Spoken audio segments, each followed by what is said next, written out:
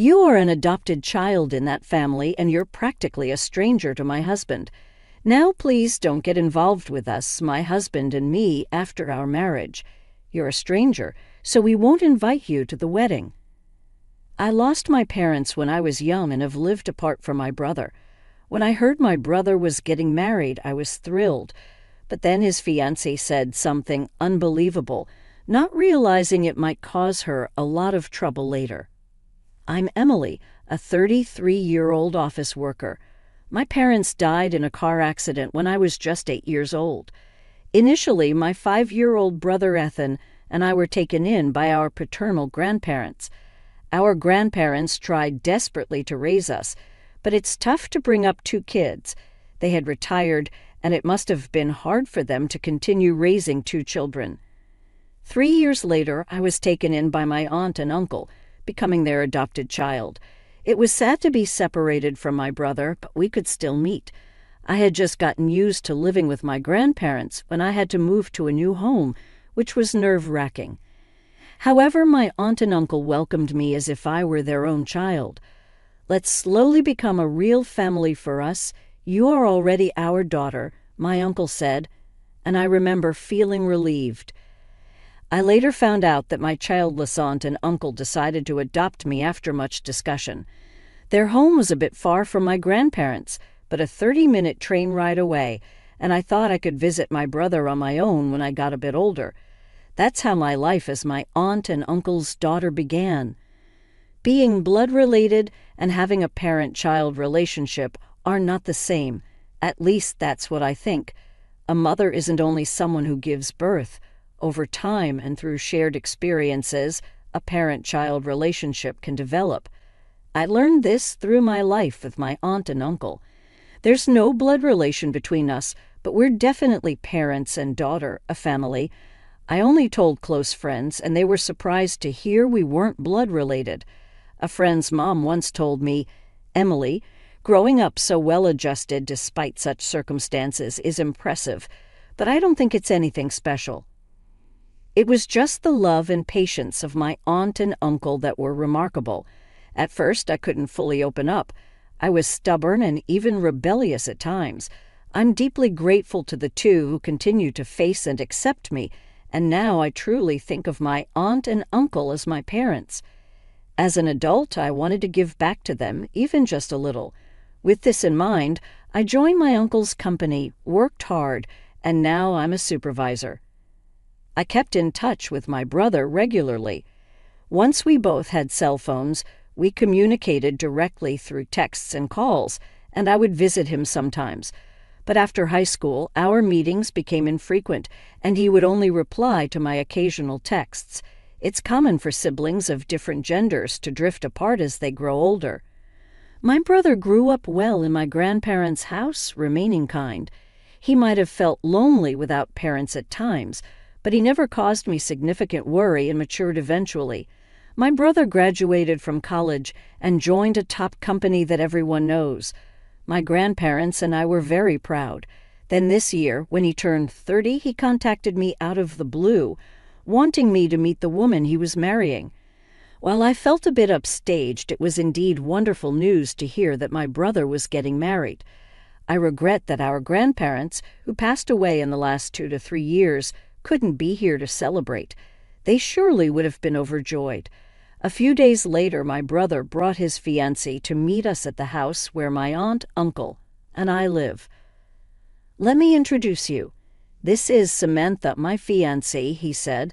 "Having lost our parents at a young age and eventually being separated, it's been quite a journey for us. Thinking about how we've both grown up and reached this day, I can't help but feel warmth in my eyes. Seeing my brother's happy face made me feel almost like a mother to him. To think that my little and adorable brother is now introducing his fiancée. I'm his sister, Emily. Thank you for coming today," I smiled at his fiancé. "Ethan, I'm so happy to see you after so long. Wow, you've grown up to be so respectable. Congratulations on your engagement. I'm glad to meet Samantha, too. Thank you for coming." My aunt and uncle also smiled warmly, extending their greetings. No, it's only natural for us to come and greet you. I also wanted to have a chat with my future sister-in-law, she responded briskly, smiling. I had imagined her to be a sheltered young lady, being the daughter of a company president, but she seemed quite capable. Ethan is a gentle and easygoing type, so maybe he matches well with a woman like her. She looked straight at me with determined eyes. That day we all introduced ourselves and chatted over cake, with my aunt and uncle joining in. Are you single? Do you have any plans for marriage? So you're the adopted child of this family, don't you live alone? She asked various questions, seemingly trying to get to know me, her future sister-in-law. When she asked to exchange contact information before leaving, I gladly agreed. Later, she contacted me to meet at a cafe, making me feel like I was gaining a sister, which was a ticklish feeling. However, my cheerful mood was about to be abruptly overturned as we sat down for coffee. Ethan's fiancé began, I wanted to talk with you alone today. Sure, thank you. We're just women here, so if you have any complaints or hard-to-say things about my brother, I'm all ears, I said. But that's not what she wanted to talk about. Did she just sigh? Sensing something off in the atmosphere, I looked up to see her gazing intently at me. I have a favor to ask before we get married. What could it be? Her use of the word favor made me a bit apprehensive. Her gaze was very intense. So you're the adopted child of that couple and single, right? Yes, that's right, I replied, a bit taken aback by her sudden question. Ethan is practically a stranger to you now, right? Please don't involve yourself with us after we get married. What? I blurted out in surprise. We won't invite you to the wedding since you're a stranger. What? Just wait a minute. What is she talking about? I might be a stranger legally to my brother, but we are real siblings. I have no intention of meddling in your married life, but I do want to attend and celebrate your wedding. I've heard that no family is free of problems between daughters-in-law and mothers-in-law or sisters-in-law. Is she trying to preemptively ward off any potential issues with me, her future sister-in-law? But I have no intention of interfering in my brother's marital life, so I gently assured her that there was no need to be so wary. But she shook her head at my words and spoke again. Please don't misunderstand. I'm saying you're a stranger to us, family, yet considered strangers. I couldn't comprehend what she was saying and tilted my head in confusion. Ethan, and you have been strangers for a long time, right? And you're still unmarried and living with those elderly folks, not even on your own. Being an adopted child and single, it would be troubling if you were to rely on us in the future, she declared firmly. Such a cold look for the sister of her future spouse. I was taken aback, but she continued without concern. It's out of the question for you to rely on us after they pass away. Wait a minute, they're still healthy, so please don't say such things. Besides, I have my own job and income. Yes, for now. If you were unemployed, I wouldn't have even come to greet you, she interrupted me, glaring. Anyway, we won't invite you to the wedding, and you don't need to invite us to any of your family events either. Just because you're single, don't expect any future support or care from us. What does she think of me? Sure, I'm single now, but I have a job and savings. The thought of considering a family member of her future spouse in such a way made me feel dizzy. I understand how you feel, but not even notifying about family events seems too much. I don't think Ethan would agree. Just because we've seen less of each other as adults doesn't mean our family bond is gone. Shocked, I responded firmly. Well, minimal involvement is unavoidable, I guess, but please gradually distance yourself. Talking with her who said this so nonchalantly made me feel sad. I'm asking for the sake of our happy marriage. If you refuse, it might complicate our marriage. Remember, it was Ethan who wanted to marry. Think about his happiness, okay? She implied that if I didn't accept this, she might not marry Ethan. It sounded more like a unilateral ultimatum than a request. Ethan's proud smile from the other day came to mind.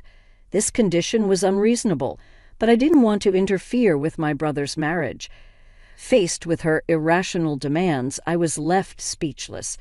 That night, when I told my aunt and uncle about the day's events, they both found it hard to believe, understandably so. Did she really say that? She seemed so pleasant when we talked the other day. I was shocked, too.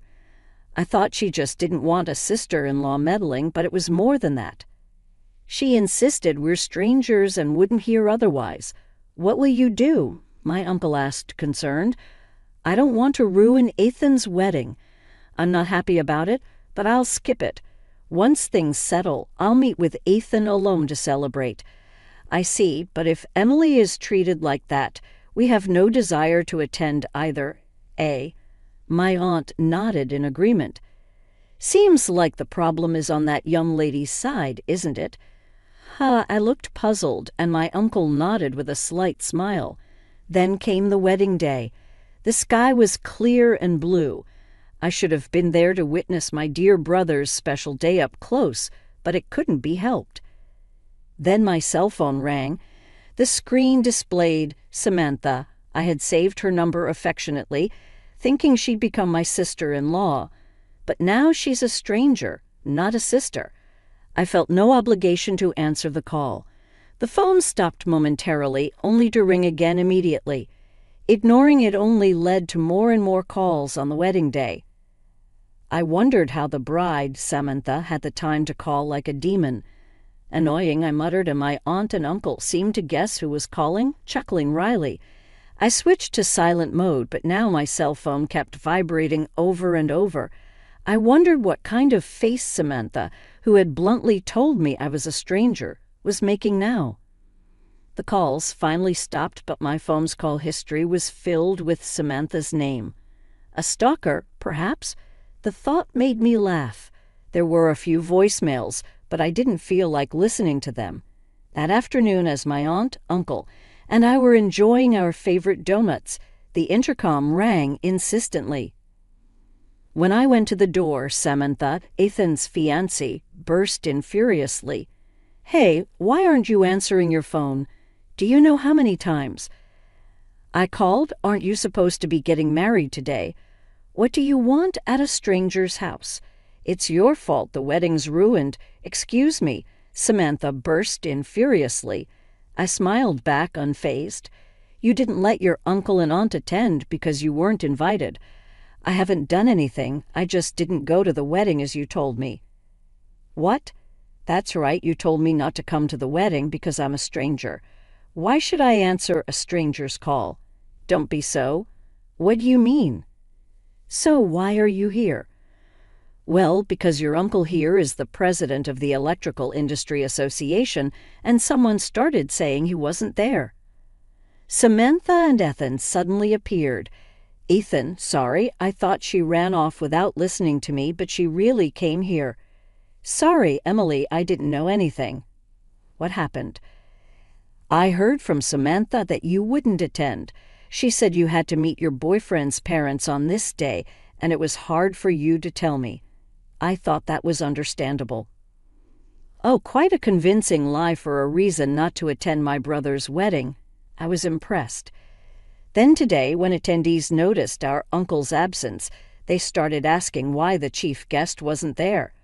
Someone close to our uncle said because his daughter was denied attendance, and she's the groom's real sister. What's going on? Samantha's parents were shocked, saying they knew nothing about it, and then relatives and other guests got involved, causing a big commotion. So the wedding turned into chaos. Whether it was as expected or beyond, biting her lip, Samantha glared at me again. Because of you, I was criticized terribly, called inhumane. If you had answered the phone and come to the wedding, things might have been different, you heartless person. Who's heartless here, I wonder? Uncle, who had been observing quietly, stood up and spoke. I decided not to attend on my own. Emily, in fact, wanted me to be there for her brother. I'm a businessman and currently the president of the Electrical Industry Association. I have connections with Ethan's major manufacturing company and your father's component factory. But you've just ruined a good relationship. Your thoughtless actions are going to make your position, and even your father's company's situation, very difficult. What? By the way, Emily is now a supervisor in our company. She's indispensable, studying technology and management every day, and she's been the secretary of the Electrical Industry Association for 2 years now, building quite a network in the industry. Samantha, who had underestimated me as a poor, troublesome single woman, opened her eyes wide, uttering a ridiculous sound. Indeed, Emily and Ethan lost their real parents when they were young. It's more sad than we can imagine. Uncle's voice was calm yet dignified. But Emily has bravely and positively carved out her life. Judging her foolishly just because she's adopted and single is far more foolish of you, Samantha. Samantha was left speechless. She had no words to counter my uncle's argument. Yet again she lashed out at me. This liar! If your uncle is such an important and wealthy person, you should have told me. Then I would have let you attend the wedding. Enough already. I sharply dismissed her childish behavior. I tried to talk about my work, but you were the one who didn't listen, remember? And we all introduced ourselves on the day we first met. You only remembered that I was single and adopted.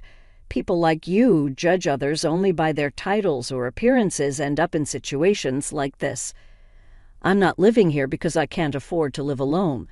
I want to be with my parents, but we are a family now. As a stranger, you should leave. Wait, you need to help me out here. I'm being made out to be the bad one. As a sister, do something. I'm not your sister. I'm a stranger, I corrected her with a smile. I'm the adorable fiancée of your brother, so I'm like a sister, right? There's no point in this conversation. You should take responsibility for your own words. I'll take back what I said before if you help me smooth things over. There's nothing a stranger like me can do. What? Wait, goodbye then. Wait, no, come on, let's go. Ethan reluctantly led his protesting fiancé away. Afterward, Ethan and Samantha's engagement was called off, and she was saddled with the wedding cancellation fees. She complained, but her parents accepted that it was her fault. Despite being a president's daughter, her father's company was just a small factory. Maintaining relationships with Ethan's major company and my uncle's Electrical Industry Association was crucial for the factory's survival. Now, due to her actions, her father had to apologize profusely. Samantha, having caused such a mess, was reprimanded and not allowed to return home. She tried to stay with friends, but after the wedding fiasco, they distanced themselves, and no one offered help. Ethan came to apologize, reflecting on his choices. She only liked me because I worked for a major company and had no parents to trouble her. And the way she treated you like an obstacle, I hate that I couldn't see through her. Ethan slumped, and we all tried to comfort him. It's good that you weren't married yet, and she was pretty. It's not your fault for being deceived by someone who hid her true self, Ethan. You're too kind. It's a shame about her, but someday you'll find someone who truly cares for you, I said. I hope so, Ethan replied. Here, Ethan, your favorite donuts. Let's have some coffee. This incident somehow brought me closer to Ethan, with whom I had lost touch as adults. I realized I had also been neglecting to contact my brother. The initial news of his engagement was the reason for our reunion, so in a way, I'm grateful to her. Watching Ethan and my aunt and uncle talk like a real family, I pondered these thoughts. Friends, lovers, family, maybe we take those closest to us for granted and forget to show them care. I resolved to cherish my loved ones more. How are your loved ones doing?